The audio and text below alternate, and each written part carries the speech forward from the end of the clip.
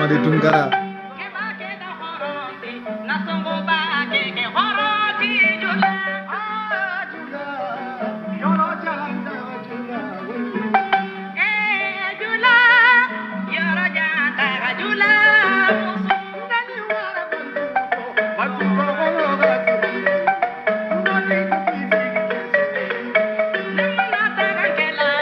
Ansu Singate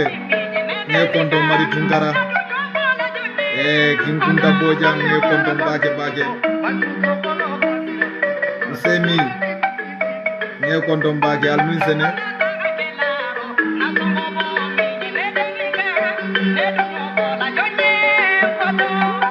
Black Danjo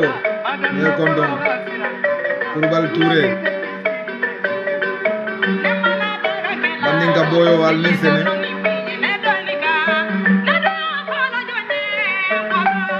Karamo Abdullahi Damfa nge konton enin City enin kekende ya ba enin ngani ya nyimma nkoe odo nge tendu nge jayi wala bake mbese wori la barola ani la karandiro me bal ani la molu commando fa kan odo nge tendu wala bake nge jayi Jibril Bosanya nge konton bake fo jamani ko tanati je sambu fofana dunda Almin Sene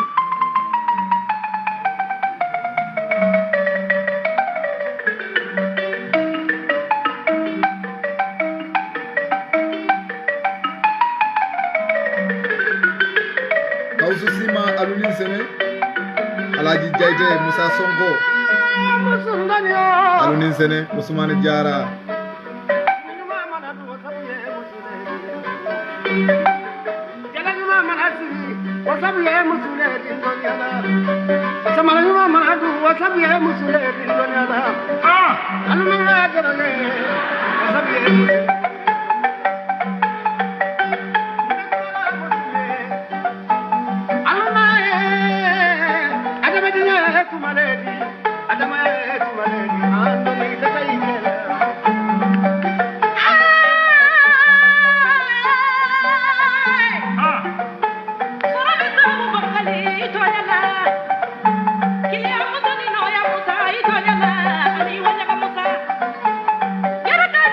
Kabadi be kondom fojine Konakiri Kamde babi je Cheikh Ibrahima Diawara na kondom fo Konakiri Kamun dewdu fojine Bissau kana Casamance fo Gambia ngalu be kondom Ndanyina la e badi bu kebuda kunnan ko la jammodu bije badi bu mansal Alayi Karafa Jamme be Angleterre na kondom bake Alayi Junku Touré afana be Angleterre na kondom nabari musuma bije Sadio Cissé mandi mori na sewo kondom je se ko chati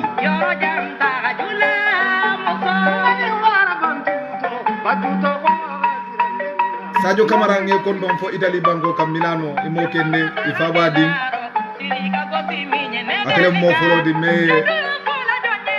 Facebook live di Basila pour nae di amuji aw birin tumo menna ay na audio sodo ayaka da fo kam findindi kan sambala platform o kam ka kacha wodo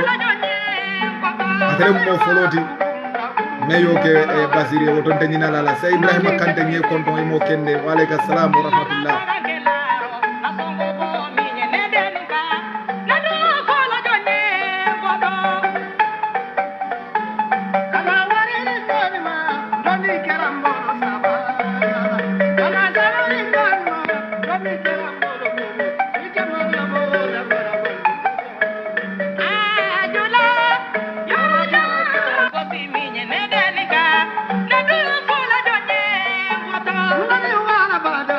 Mamadou Mané nge konton Guinée Bissau ke konton bake nga Guinée Bissau kamintol be konton je ni ngofu ngakilo sibula kambaila kata fo kabu ngamo be konton je kamintol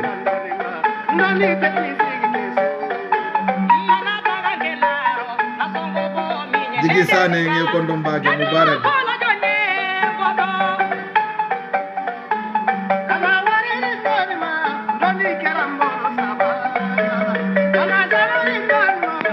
Fatou Ndiaye nge kondom fo Sweden mo kende fawadi ngulo muy fananti ala ninte sidi ngal kondon je bake programme o kanun dolo ma fananti Fatou Ndiaye ka Souleymane Cissé kondon je fo Sweden je ala baraka portugal ambassadeur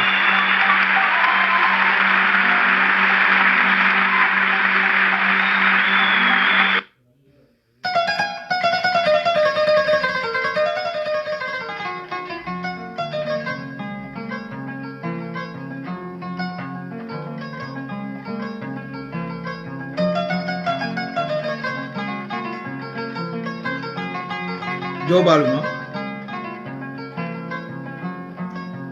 Mario la nemo anala kiso abalu bema ala ijo sabati ka wirigi ka bamba ka tuam ba folal mum be al nun sambe kamma be jari banna salo fanan simaya ba kono jata kende harje firum anilla bam ko nyimma anen ko e sabati ay wirigi katambi nyinantala dunia fanna bel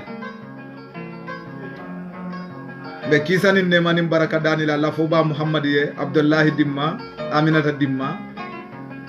menna da alala kuma kama sinnin toluma anala saybolu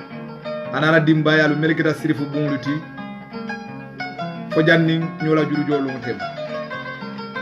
kalu tendu kalu jayi ka faale ko kendelu kacha men kana mandin kalula kamala bi naraw kacha dole fananna bi kendelu wodo wa mu alatentu bat yo bi nada kacha menna comme yali yakalamuta kendelun tambila moye kumandiro ke kabonam fo holan banko kan e kafa Ibrahima Silla ay ñinin karo menke wala mu ñindi ko fo mo si salino kan kote na bang même manke arabe ko do fanay kumandiro ke e kafa go e kayraba kante kabo fo jaman fanay ñinin karo ke men na basiru fo kan mo si salino kan kote na même manke arabe ko akamunda bi ngole lahi do di ko mbe murula na wolela kana o kachake mune fotaje adekela nyinti ko abe bola miro le to ka fo nga mirale hani barabe bola men to wala mu nyinti ko lonnalu e mune foji ningo lonnalu mam pasi se fode mam fode khalifa si se fode lonnalu jamano e melu kafu nyoma ko wallemu ahlus sunna wal jamaat woto abe findila nan wolela fokumol kon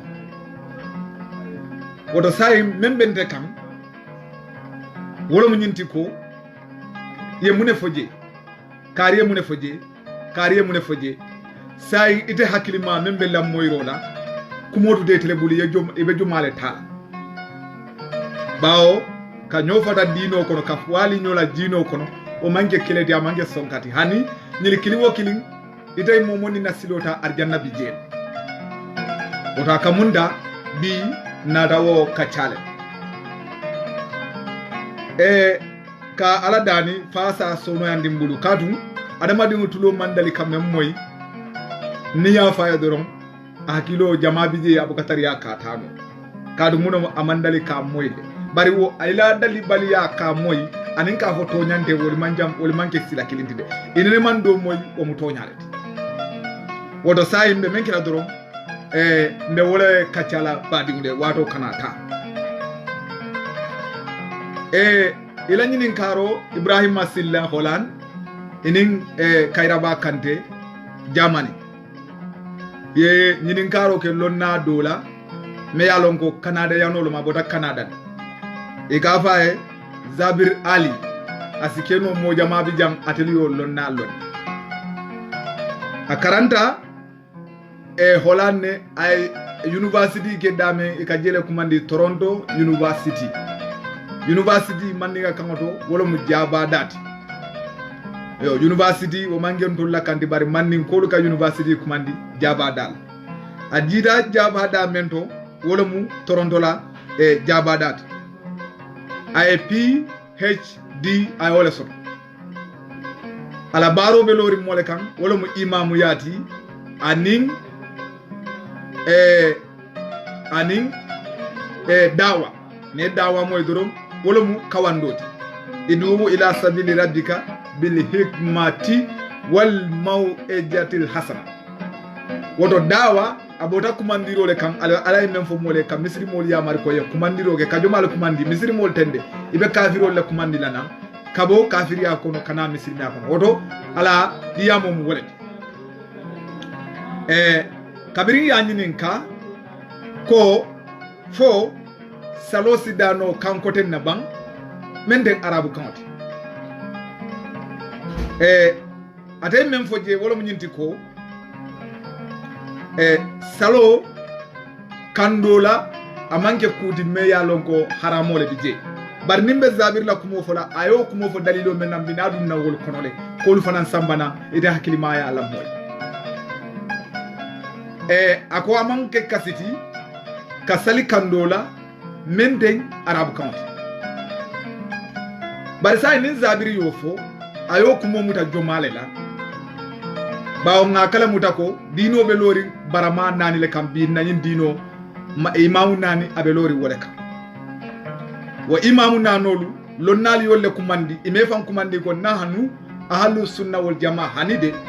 molle yajibe ko ila londo ya sile ila fahamu ya sile ila karamo ya sile moliye melu tombo meli yalon ko telle mo ahlu sunna wal jamaati wala mu imamu nanoti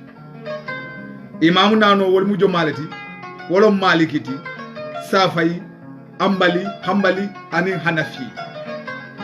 say lonnal ko nyin imamu nano kiliwo kilin niye demola arjana silobe je bawo itolle keda moluti melman kila wali nyoya fen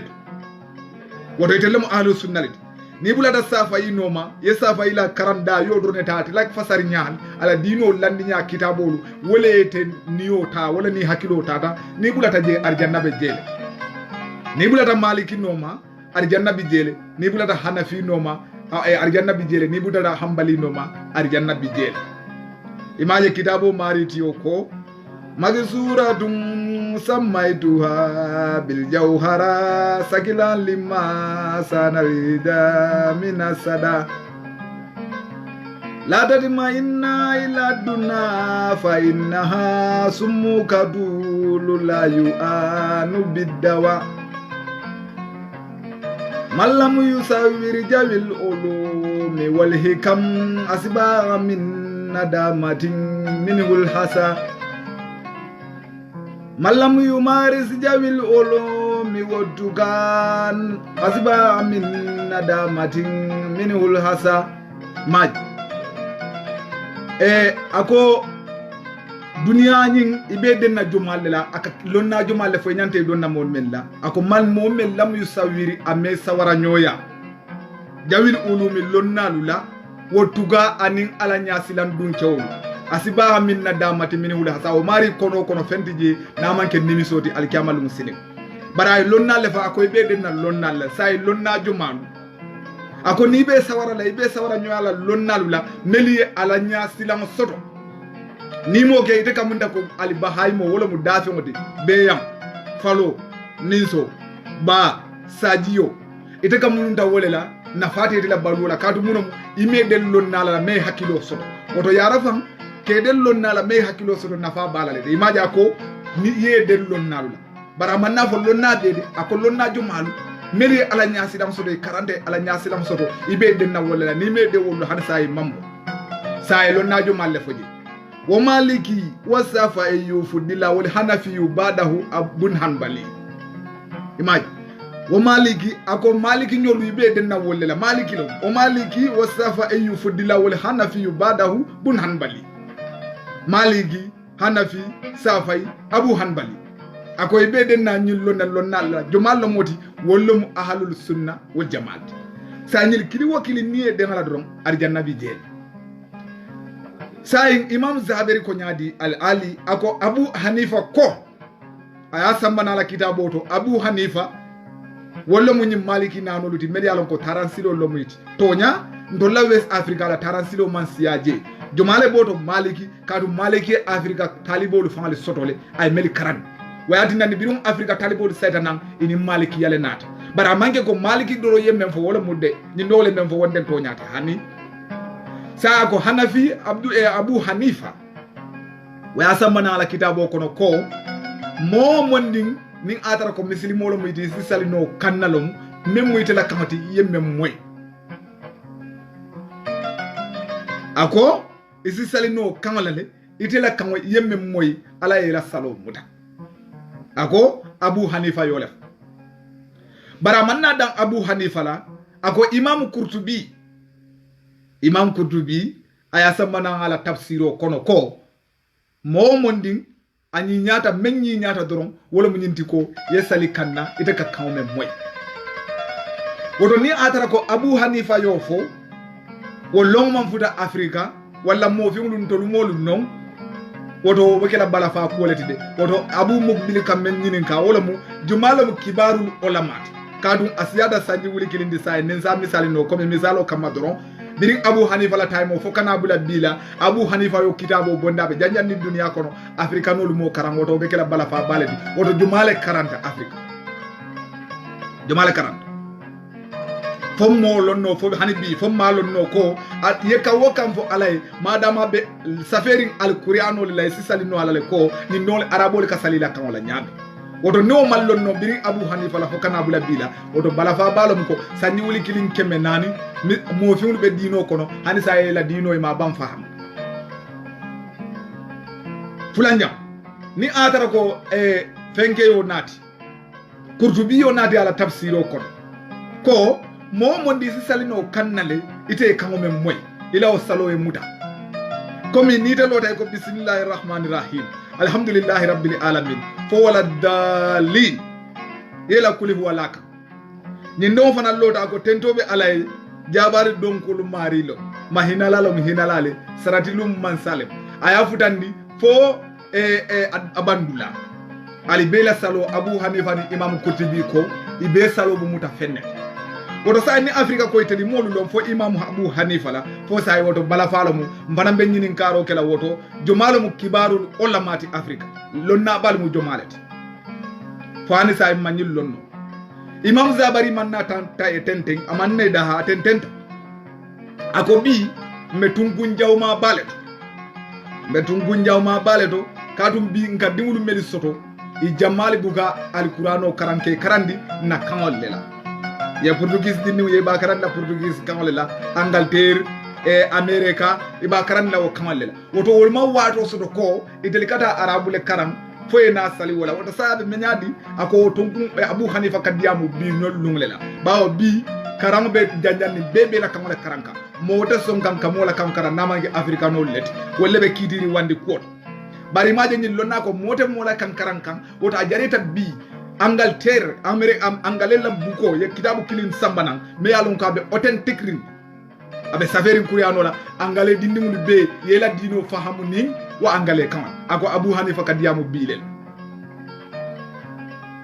bawo adama de mula fahamuro ifongoto wole warata katambi wanditu ala dalilo keta wolet ako woto sai be nyanta ka sali e kadum bi jamano mbole nyama nga molu jele e ka karandiro ke la kamol la woto wala kamo to be dino fulay wala la ay na sali no ala aya faham e ni boda woto sai ata kenol muna dunanda ata kenol meli ko ata kenola maliki bo ngol kono ndolla West Africa bawo maliki manson salila nyaadoma na manke kila la salinya sai meli ko ata kenola dalilo mu jomalati jalila nani e ka wala sambana kilina mu qur'an ayoti sabo mu hadiso o dalila nanol kono abije hadiso do kila nyima kafo sallu kamara aitumuni usali iko kila ko alisi sali koma alikanye sali kanyame ko koto du woto sayite ya fasaro ke menti wala munyinti ko nga kila je sali kan arabu kamalela abala salo befo kan arabu kamalla woto nyanda salla arabu kamal wo mu dalilo folot dalilo fulanyam hadiso lo mo fanandi iko kila nyima ko man ahdasa fi amrina hadha ma laysa minhu kila ko momondi ya kunkuto nati nyen dino kono e ba murundi le kanne woto ka sali kam ko tenna o mu kunkutole dalilo sabanjam ye même fodé wala mu nyinti ko alquran ayolo faqda ma tayassara min alquran iko alquran ko no sifen karanje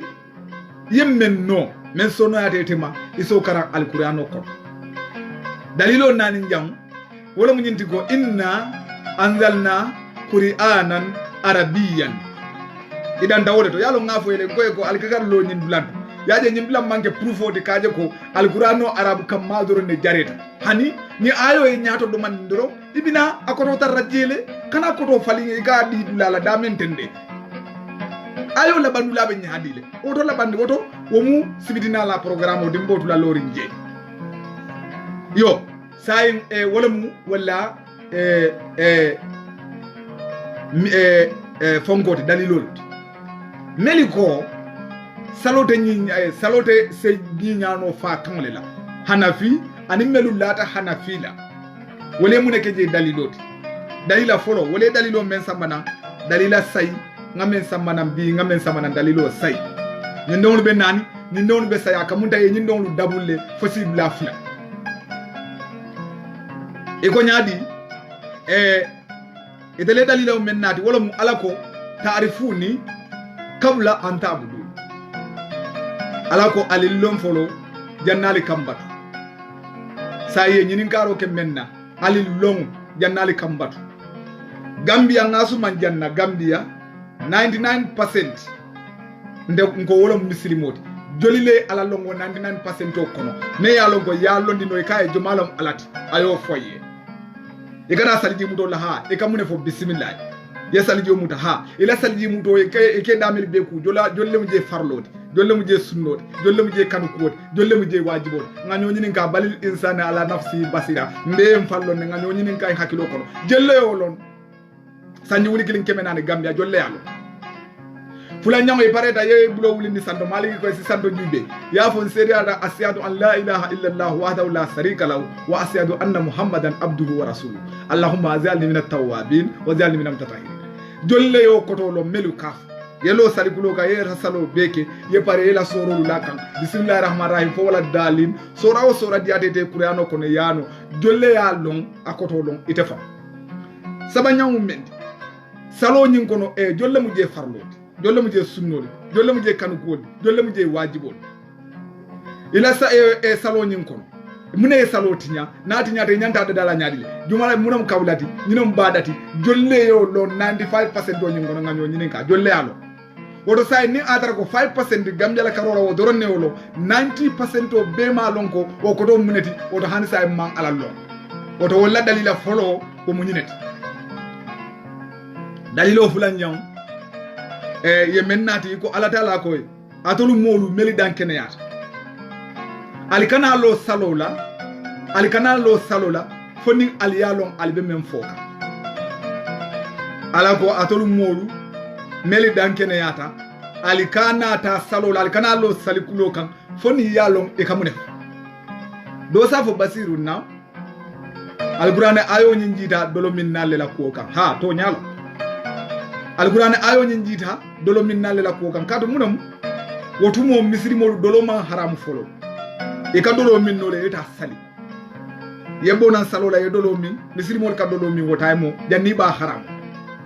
bare alaya e ayo jinnan ko atalu musiri molu meli dankene ata al kana lo salo la al sirari ko mi kumo wulita siro la kamma ne dolo mi be turi istara bismillahir rahmanir rahim karankan ibela sal sorol karankan imale be mune fono okay sai meliko isisal no ila kamala wala dalilo ke danyindi sai nimmo be turi abe saligam amalo akam memfu ite fana mbe saliga wandi kamato imalo e kammen fo ite nin dolo min na fatam fasidi male balu tema kadum o mala kammen fo ite dum malo e kammen fo annu ala ko e kana sali malo e kamune fo sa ite nde basidu be salika kare dolo ni o be salla ay kulu wa be kara ala kul kara pareta assalamu alaikum basidu fana mbe salola a be ke wandi kamato pareta nden wo dolo min to ndeli be kanyanda ala nyakotole kadum munom ala ko e kana lo salola imalo e kammen dolo min do mala kam men fo ita fana be wandi kamale taka be alabatu kala imalo e kam men fo la alay sai hanafi be jandem ani meli ya faham ko momon ni salo be de la kamale la ibe jandem ya dalilo sabanyaw men nati ego inna salat tanha anil munkar fa sahi wal munkar ego ala ko salo atele kam mo falandi ku jawma anin konkuwo mumo be bunde yafo ako momondi yasude fanna ko ni man kujawo tunoje hanisa ila kujawo e mabula no ako ila salo buka muta ngamira momondi ni ga bunje lamoy bunde yo fole ako niaje man kujawo tunoje ko ila salo buka muta bari salo de ateka mo fatandi kujawo mumo belel sa mbe asumam fanna nyulula dalilo keta menti iko salo ka adamadi fatandi kujawo la ni atara yalon ko e kamune fo salo do ibaje la ko yela salo beke yalo e mune foje assalamu alaikum ta misali fe ye soro kara ifan la kamala wala tagrabu zina innahu kana faisata wa sa'a sabila yo fodoro assalamu alaikum ta bari yo fole yo koto le la kamala sai ni kata o jene dula ifan ba wala sai san ne moda fidiri salo la de anu ala ko wala tagrabu zina innahu kana faisata wa sa'a sabila sai maje bari sai ni ha kulu male kara wandi kam te male kam memfo assalamu alaikum daddo o katari ni mboro tata bida kan dame suñar lomba wala fen ko denam kadu salote fatandi nola o kuja wala kadu e ka salo ke men kam wala mu ya mo yemmen fo ila alay sai dum mo moy be men fo ka kam te awala do assalamu alaikum da samitu nasa yakuluna kaulan fa qultu imaje oto sai nganyo nyini nga Gambia pasento la karola tankonon to be pasendo la karola hanisa kuja mabe jurmari kuja obe jurmari muslimol sai ko ni atara ko salo kam mo fatandi kuja wole salo dorom aka mo fatandi kuja wole oto sai biten criminal o be siare da men fam muslime kum date bannaji andu be musallale jumalu misaje be ko eta salo lansaro si jame ole fa bar hanisa ya man kuja wota lano e ko bunemu kadi du kamoy e kam men fo ila alay wala tinan woto moyro abole non ka kumolo ka fam abe jele noma wala kam mo fatandi kuja wol e mam mello o tebulu fent ila dalilo lulunja ifana ko fakta o mata yasara min al-Qur'an e ko alako isikaran Qur'ano kono men diyatete walla ite menno e ko sai ni de manke arabuti ima arabu kam moy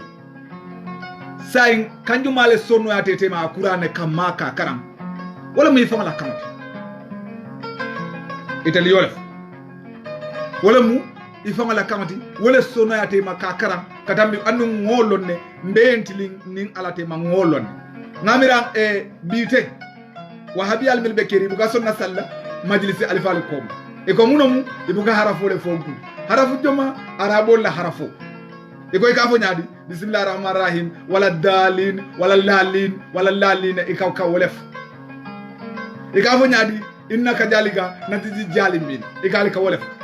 ijaja annasirullahi wal fatih ikalika ijaja ala buka fo izza al buka fo gha al buka fo do kadu munum alla salo buka mu de sallallahu koma woto sayin salo simuta kanju mala ite mem moy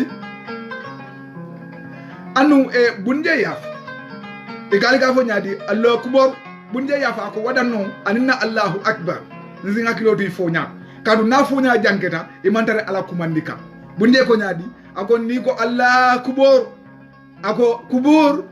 kubar wo mu bunden ne wala say ye mira alfa yelo ako allah akbar ala de bunden ne wolom say nga nyoni ninka wala dinanni say moment ka ala kumandi wo ka ala kumandi bundan dama yalo munat na ala kumandi bundan dama kadu amanka ala kandi ando amalonga akamunef say ite mu menti a wajibiyate te kay yole long e saje si ala kumandi no anya bete betom imaje ka alka subhanallah alka fa allah kibar Allah hakibaru ikal ka wole fo innaka yaaliga najiji jalimin akawan dol be keri se ko dole kawan dol dir islam al ja wala manja ko Allah ni wala te jano la bawo munum Allah sa al ka wole la manja wala munja innaka yaaliga najiji jalimin ikal bigal qur'ano fogu wo kamal la salo buka muta munan nal buka fogu kada mankal la kandi andal buka moy menka fo je odo sai abenda kanju malela ya lon koy kamem fo lo na dol ye jim fana nati yoke dalilo woro njam ego kila go sallu kama ra'aytumuni usalli ifana yof ego jang kila be kenyale noma amantar kan noma nyanta kila kanjo male ni de go sallu kama ra'aytumuni usalli al sali ko mali yenjen ka sali nyame aha sai ngamuta woti ko sai ngake woti ngaje abe sali kanjo male la afa kan wala mu arabu kan sai ni de manki araboti ita fana ita sali ifa kan ika koto mulet sa yaje fat hadisa kilimuto mole fatam fansi fula sotoje ni non ko hani abe barole ma anin forinya account ni non ko hani barolo mo akenya a forinya e famala account sai akamunta obelari wole nyam dalilo woro wulanya e ko ni salida e paret yesalo beke pareda e mansalo la kanu golo e mala wajibolo e mala sunnolo e mala farlolo e mala kabulani badalo yela salo tinya e mara dano e ko ni pareda dro salo e yela baso ko nyame nakawani lalika yela kawa baso ko nyame wulita e ko salo ke dank akafo e nyadi alama ala e tinya ko mi yende tinya nyame kadu munamu iman salo long ani man salo ke no anyam sa ibe salo lon na nyadile iba keno la nyama nyadile madama ite fa on kamem fo ila salo ko ima wolo ko to lon naliko jang ani nyata ila kam dingira say njam wala mu ila jabiro say njam wala mu Salman Faris e go hadiso le sotota me ya longo kila la jamano Salman mu Farisin kolet Iran aboda Iran biring akaran da fajita atada Iran ala molu tuwindi ay ake salindi ala la nyaadi le wala mu arabu kamma ay karandi wala bila ake karandi wala la farisol ka ndel do kala ndel de salno la wonyam ka sali ko ka kuma fo ala le me mulu dada imo ala ite malo e fonka e kamem fo alay e ka en tokel e balanta bu sa mune ke amuruda Madina ako kilani ma ko de namolu isonda ka ke misri moluti bari ko ni be lola salola e kam même fo ala e malo o ko la ite dokke la karite ala batula kanna ite bu kamem moy yenyi hadiso sambana ko kilani ma fale molu kumandi ka fo ko ali kasar Salman kumandi ka fa ko isifati yani salo Kenya a translate alla farisi kamala yadi la molula e ka salala wonyam woto biri woketa say lonna dole mun fo wo hadiso la ko do iko hadisu daif lo moti say mambalam ko hadiso soto talede yalo niamo e daif wala mu akumoni mambamba bari memman soto e ka fo le man soto le fere mo hadiso man soto woto hadisa soto ringulo mu yatola e daif bari me sonna nyaadi le ko amu daifuti bawo modol le balandin ko moda salino la kandola namanki arabu kando woto wolo hadiso ni wolle sa daifundi no bawo bi ndengol sude muslime kunda ne hadiso sambana memmede memmantili tela dron ya daifundi itela hadisolu mel yalon ko be da efrin kari fana ya ye fa sendentu ya wala wote wogla wote tamala de badi isondala ko hadiso nyi sodota andi ko birin kilaji mala wato farisiyo li bole ke gam fokila fata abubakar nata o fata umar ibn khattab nata o fata usman ibn affan nata wala mara lokono o wato la bota abota nyadi birin usman e duniya be kumandi ka qur'ano kafu nyom bira qur'ano kafu nyoma ay qur'an lulo mendada o qur'an lulo wala janjan duniya be tema anata kumandiro ke ko nzi tamanyi qur'an lulo la bara manke ko wala mu farloti ko wala mu sunnoti wala mu muslimiyati ko farisin gole la salo buruka ye naye sali arabu kamala kafo ni yake haramolo hani usungale menni je wala mu muslimolu ye dem ku kilina ya samba bara manke ko akoy ko ale batolu melke wol mamuda ko makafi yalo de hani komi nyo wali yo kanana aya wuli wala kam sai hani fo bito wala be kere fo Abu Hanifa nyolu nata sai mbiri Abu Hanifa nata Abu Hanifa ko hani sai nga fahamu nyame wala mu nyinti ko momo ndin kilin na aleta sali Allah kamulu sai kanjo mai be sallamenna wala me yalon ko ya be safe ale safero soto andum ya kurano nyim beleta ka samba saudiya ka be safe Allah kamuto anda Allah kamo saudiya ya tampu ye sayno ka bala kaje ko nyim kurano sikarano le duniya dawoda bataro mandunga kono woto wo molu wolle sila sali kenyali be ile manno la safero la kata salia ya vamule sai niko basiru nam ndolla maliki kunda jan ha maliki mansongala muna da maliki mansongala maliki ko salote keno la kandola na manke arabu kan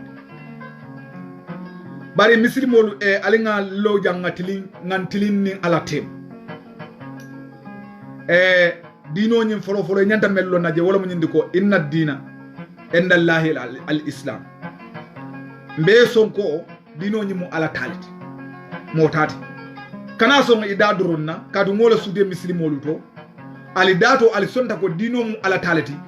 bara ali jato to ali buko tamandi kadu ni atare ko le tamandi ite man sembo soto mo kilinka ite be agenda men kan dia kuya e ko enaje wala mu kafiro imaje sa ye dino ke taliti bari dino ke ala tati ne dino ke ala tati dorom ni maliki nanol kiliwo kili nemoje mennoma ita kafiriyan wala mu nyinti ko say nga sonko dino mu ala talati say maliki ko hali kutubo men kekete jumalum lonale memfu yalon demal lon atel be yolon lonalla kuma ka ngole fali pour ndeni te be si hakilima ya taji bawo fonni kew men nyinin ka ko aka moje salila manni nga kawnoro ndengo mari lonne e ka fayle ko namfo Ismaila Jabi abota min do jine ko nakiri kankam abota wala bari birinde mo video je amambarandi kadun kabirin 2016 ndesitale kamira kadun ka kisikisiro ke ko muni ati nani molka sali arabu kamala sali kamo buga kansia fulan jam foni sali arabu kamala a haramu tan bambo ndemo kisikisiro ke kabirin 2016 akoyma bebe larim buloko wala nani biringa video nyinje amambarandi anda mankijo tafana kadu munum ngadalila ko lu sotala melbe larim buloko no kaje ko kasali arabu kamala adolum bara manke sunno fangadi mu akada anda manke farloti anu lonnati je memba fole kafir yalo fo wahabiya lonnade bari maliki ma fo kafir yalo hambali ma fo kafir yalo hanafi ma fo kafir yalo safai ma fo kafir yalo sai ni yake arabu konti komi ye arabu lu le kon ite yake wodi kasali kanko de no mu arabu konleti wodon safo ko imam Kurtubi ani imam Abu Hanifa wolle folo ye arabu ya kon e fangol la siyo yo kon foka safe kida bol ko molsi salno kandola me manke arabu kandi andi to lu jadol fangol mo arabu sa kamunta mahani salenya akuruntu no mbolipa sa nibe kafiri ya sumannala iba sumanna Abu Hanifa lelade yalo ite hanyira yafuko Abu Hanifa o mu kafiro ite sonna o folade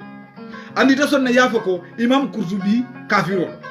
sai imam Kurtubi imam sonna wala kafiri ya fola imam Abu Hanifa la kafiri ya fo melio la silo no ma fo sikeno kafiroti hani ite dino ke taleti ni atara maliki manke kafiroti mune be maliki no masata la kila kafiroti ni hambali manke kafiroti hambali la kitabu melio karanga be tamaka wala jumale o ke kafiriyati bari hani yedino bo ala ya to le sa yake tayati sa ita simo kuma ni no kafiro la hanni atara ko o kafiri ya man kudo manna qur'ano to ani hadiso itlo bal maliki ko hani kutubo men kake den jumalum akanake kankoten na manke arabu kan sa nga nyoni nga afrika afatu minu nabi badil kitabi wa takhfuruna bi badi albesonna dola le ali balan dola nin do sonda dola balanta dola weke kafiro ali nga nyoni nga sa ni maliki yo safe ko mota kutubo fankeno la kankoten na manke arabu kan na afrika nga nyoni nga jolle ka kutubo ke arabu kan doro na fay sala e pare jol ndengaje sinya kilin na badu kono nyaago e kerewan fo tay badlom fo kerewan sa de fuloni be nakiri nyobal jaga nga kebalo mo ngamera sabe banna o metale ndata je la jumoto ay jumo bege arabu kan dorone la oto ni ahlu sunna ko o jaga nga kebalo ani nyonglu bolle ko man la ko ahlu sunna wol jama kadu woye maliki la siloleta ala kutubo abuka fasar manniga kanna aka befo arabu kan la andu maliki ko nyina nyanta kela say ite man so wala ila jumoto ka kutubo ke mandiga kamala ika saloke arabu kamala ye maliki la kilimbo indi yala kilinta say nyin don fana nata o sonda safa ilema abalanta maliki ma ako safa ko sisal no ila kamatole madama kitabo bebul yela sal kenya lo ila kamala o sonda wala say de ko mu kafiro leti bawo balanta maliki la foro le say de dum fana balanta maliki la fori dole ma bari tam muslimo leti yeti mbali aje muslime kunda misiri molu alinga tili biteng dunia kono mammoje meyalon ko adina nyo aka dictate anaka tonye silo kam mobe nya bala me misiri me kundasi atakeri kadu munum mbe agenda le support ka ite mu maliki yalet ila maliki yata ni yala hanafi yata ni yala hambali yata ni yala femu beta bari te ko hanni ite mu maliki yalet mo mondi manke maliki yati wo mu kafirol walla ite bala wo ma wote muslimeti walla ni temu wahabiya miro wala beta kun kono say ni mo mondi manson abdul wahabima wo mu kafiro leti ni no be muslime kunda alita nyo soso kan ala kula albe nyo soso kan wande agenda le non de maliki soso jam ita mu muslimo leti nye maliki soso iko mu kafiro ye nyine ke Nigeria keba men so daje ka fay Muhammadu Billo wo Muhammadu Billo aye musu keme musu tansay ani wora wole fudu muso tansay ani wor ay din jolle sodo din keme din tallu wo din keme din tallu lo Nigeria muslime lo nal wuli tay ko ya samba muslimo lu bela kitidula ya samba wala bawo muno mi ko kuriano ko ale muso lu fudu killing fula saba nan bar ñim fasari ñaato ete ake kil maliki le ake kilni fulla samba nan ni imamu dolu meri tambita Abu Hanifa ñolu Ahmad Hanbali ñolu wali ake kil fula liti saba nani maliki dorone ko muso ñanta danda nani le to ñin dongol ko hani muso dan bula tala ete menno ye ñun ke bala wala ñama ka samba ila kadi kitula inabe kidola muslime amu kum falati de yemen karam lala ne kitabo juruma ay kitabo juruma ne alqur'ano juruma ay alqur'ano juruma ye kidoge sanju jole kido mamutanode bawo ne maliki yallandi ko maliki ko muso nyanta danna nani le afana hambali landi ako hambali ko dandula tala isembo e menno qur'an aya killing nyil lonna nano bela miro fatata wole sa ite la lonna maliki ya ite ko nani nyim ko hani atabe hambali le no ma dandula tala ite ko wote muslimeti ite la muslimoti foy ko samba kitibla bari ma soro node kadum dalilo manna qur'ano kono ko ni musu moye musu lulu safe musu lulu fudu musu tansa fudu alikiyama ni yankan katole baye dalila tala ni moye musu motamila musu nani la kafiro lo mati amanna qur'ano kono amanna hadisa sa iba soro na nyaadi yalon dolo mi molte wali la je because o kulubale na ni ko moye ko dolo mi mambetia o kulubale na ta ni maliki na nol manyo soso wala ni ko jeno mambetia o kulubale na ta manyo soso wala ni ko suñaro mambetia o kulubale na ta manyo soso wala o to kusifalu mel yalon ko kulubale na ta no soso buka ke wala bari mel yalon ko ala ya nyambasile nyo miro kana wala say maliki ko muso nani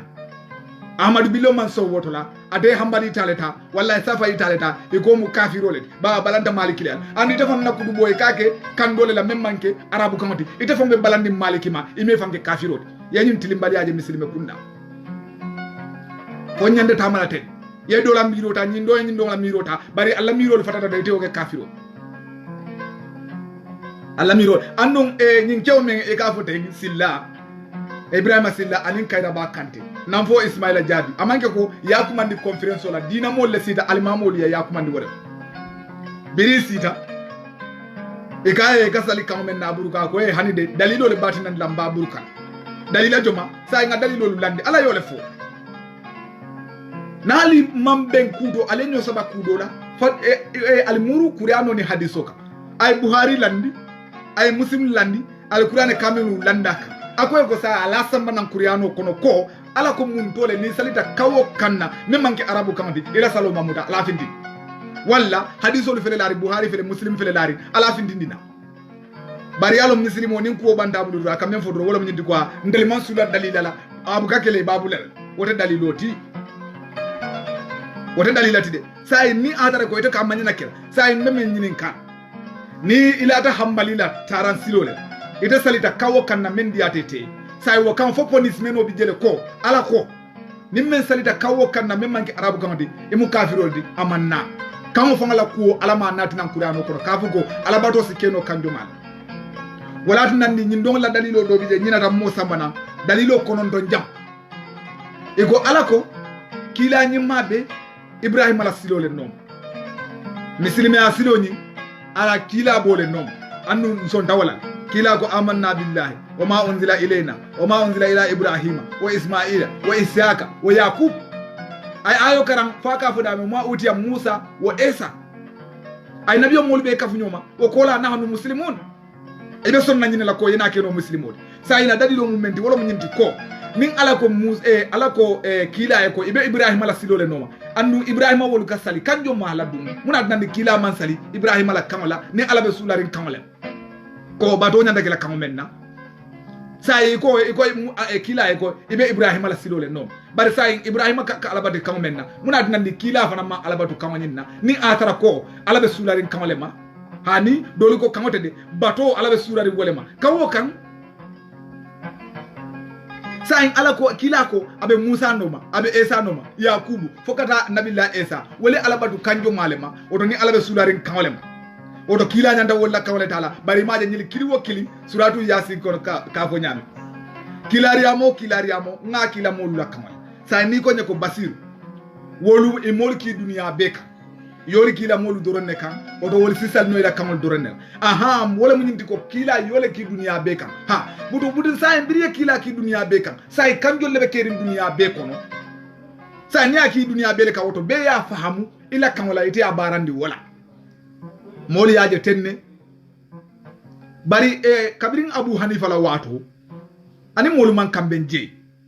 nyinde arabu konkudi arabo le nyin safe abe lari hani bi ninde arabu kan konkudi andu dunia la yalo oto afrika natel ko atel molon saji wuli kilin kemenane atel be dino kono atel malo ko arabo la kitabo kono ni safe jele ko mose alabatu no kan bela fadil kan nyo sonkandi ali kan nyo la misiro lu te ali kata nyo barama oto be kere bala fa kureti de saji wuli kilin kemenane ali be dino kono yara fa atel man dino lo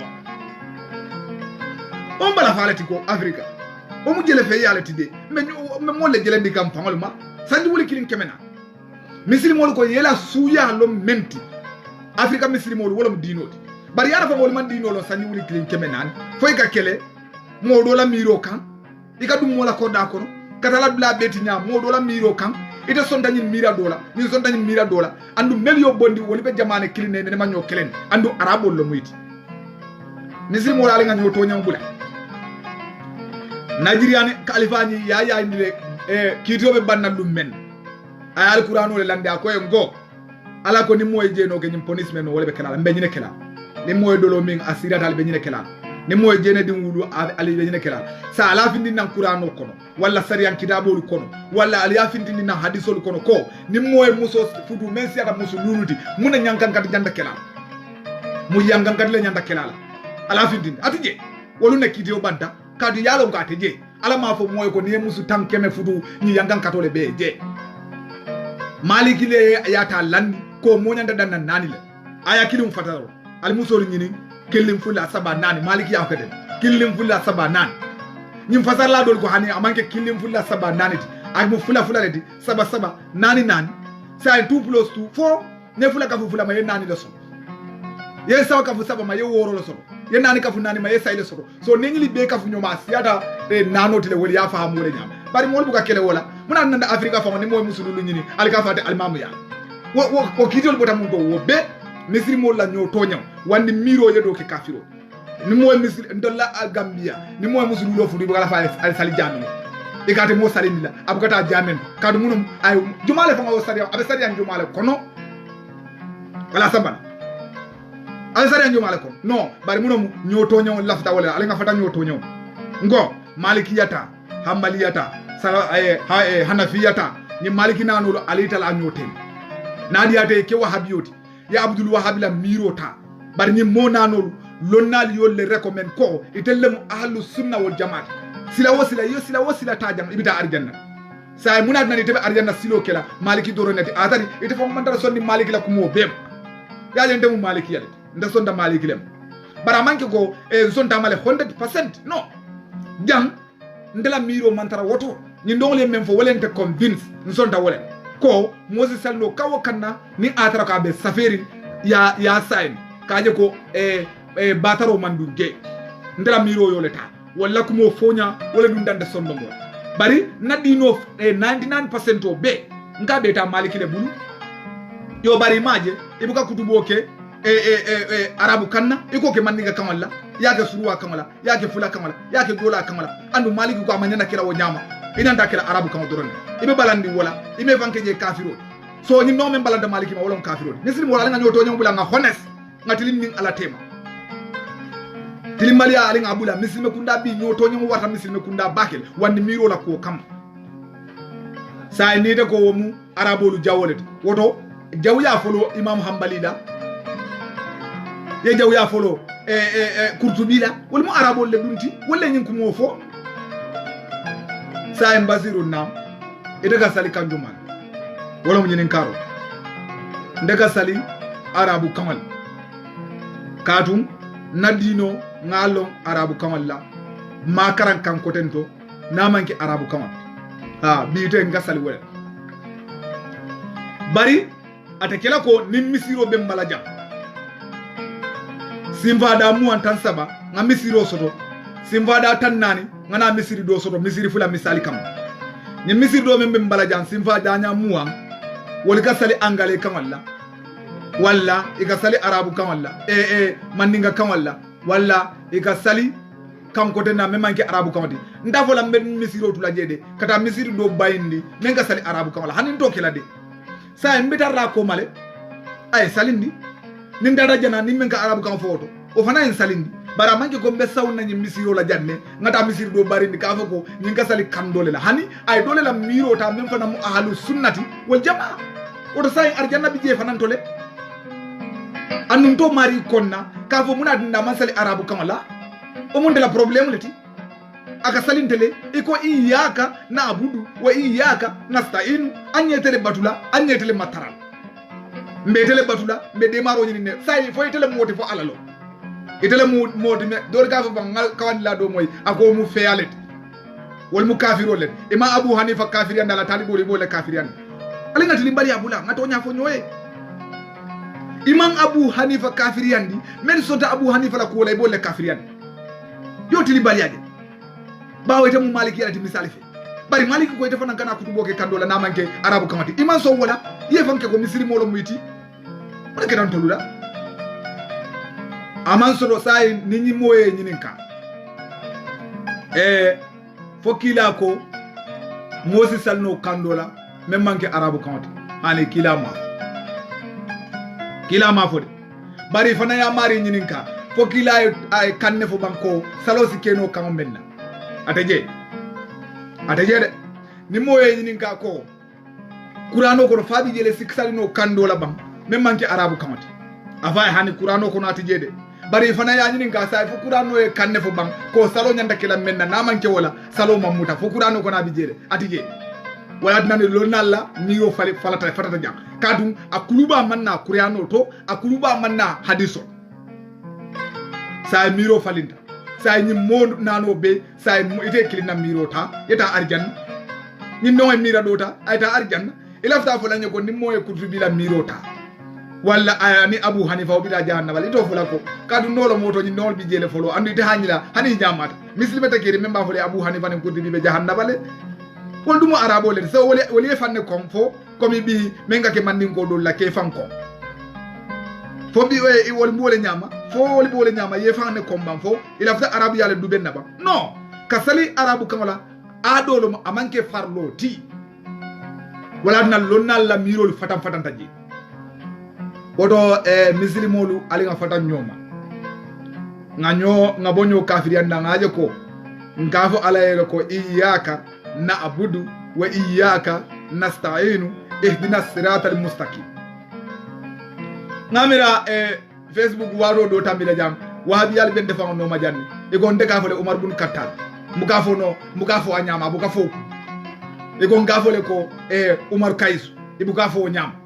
iga ngafole ko ijaja kan nasiru ijaja nasirullah abuka fo nam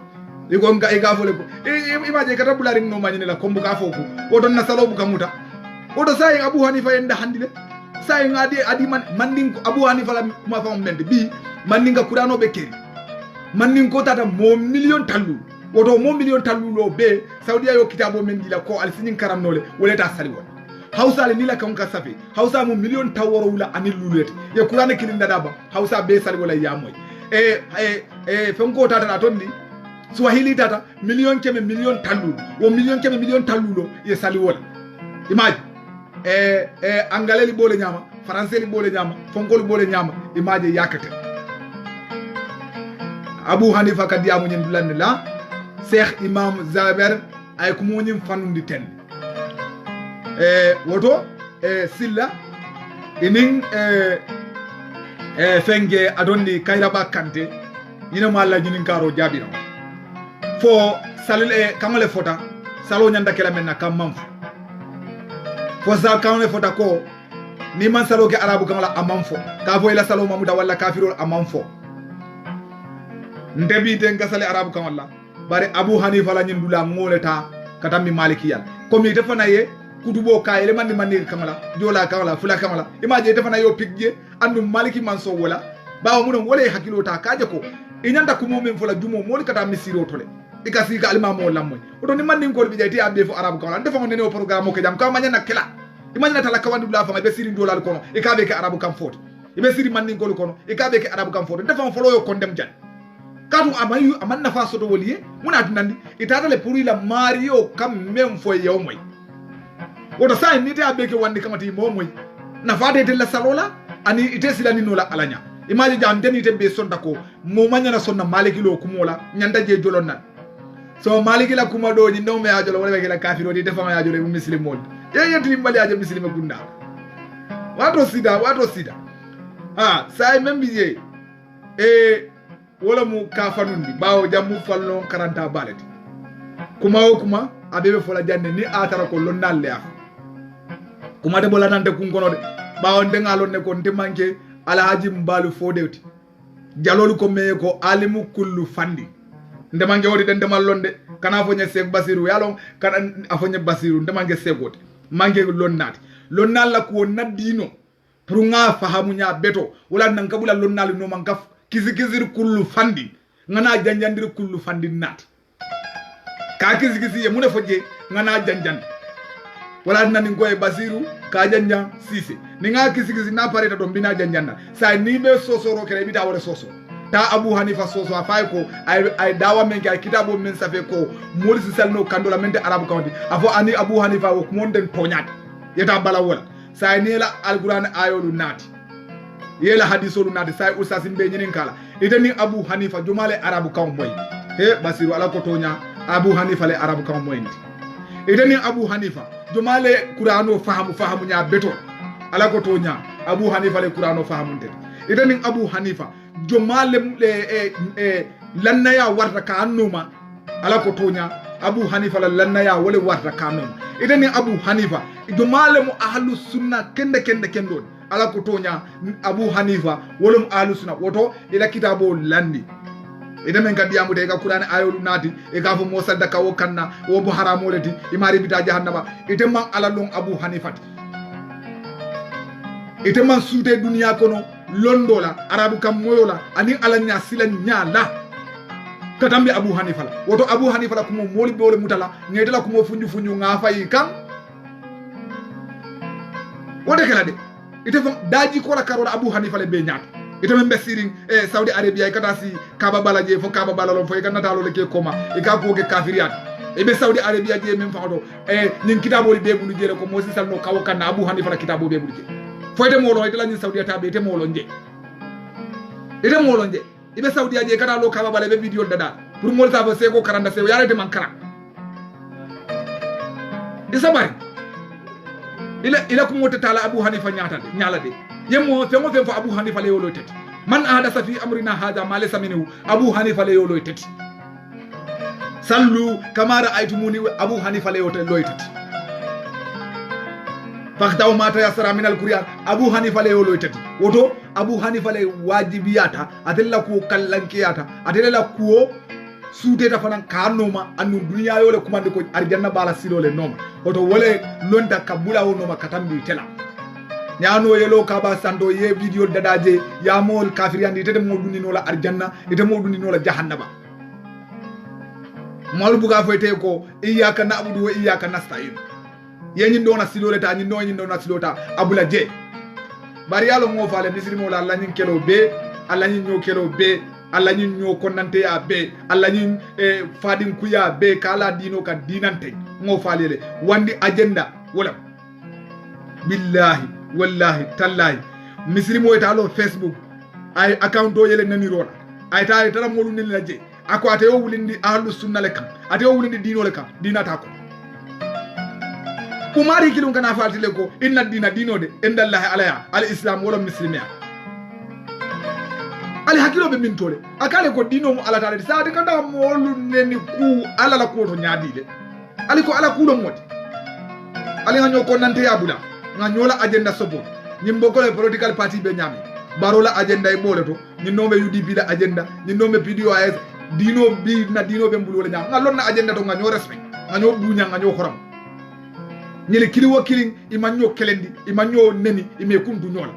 ite kundu ibamala ye kundu ifamala ye kundu ibadi mul bela e ko tebe dino le tamandika dina juma le ite yamay wala nyande kundu la molla même metela miro ta dron hanna tare o muslimo andal ke kundu mel la muslimo lo meyti fay mu kafirol le albe tubabu du jang albe tubabu la programme ul bayn la wato wat albe bulo di la tubabu la jang alni be jele la ñol fe alme kundu wala fe alme kundu wala bulude bari bari muso bawo e ko fem fi mulle dunga manson ye kundu